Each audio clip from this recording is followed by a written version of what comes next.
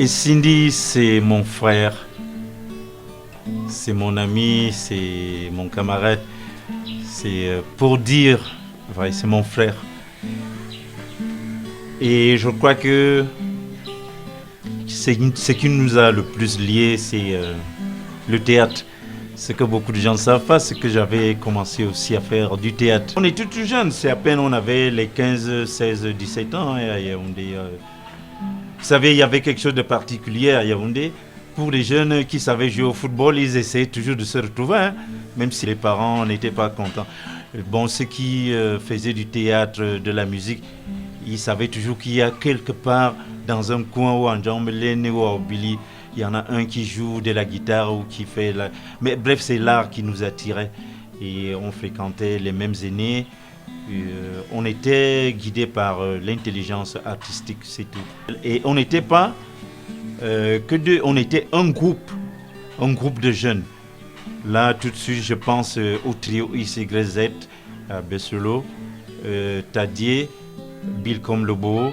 Je pense à Claude Ndam, je pense à Coco Ateba, je pense à Kokam Narcisse et bien d'autres. Et on allait à la radio. Hein. Nous sommes le produit de Radio Cameroun dans une émission qu'on appelait La Roue Libre. C'est la première fois qu'on voyait quelqu'un faire le théâtre tout seul et créer ce qu'on a découvert, les sketchs. Hein. Et puis il était chercheur très tôt. Il était vraiment brillant. Après avoir fini cette émission de Roue Libre, et le gouvernement avait envoyé les policiers en civil nous arrêter.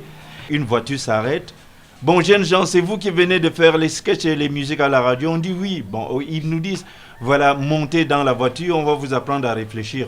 On se met à danser, on croyait qu'on avait trouvé les producteurs. Bon, ils nous ont pris, ils nous ont amenés au lac. On était arrivé à un espace comme ça, on dit voilà. Et bon, ben, jeunes gens riaient.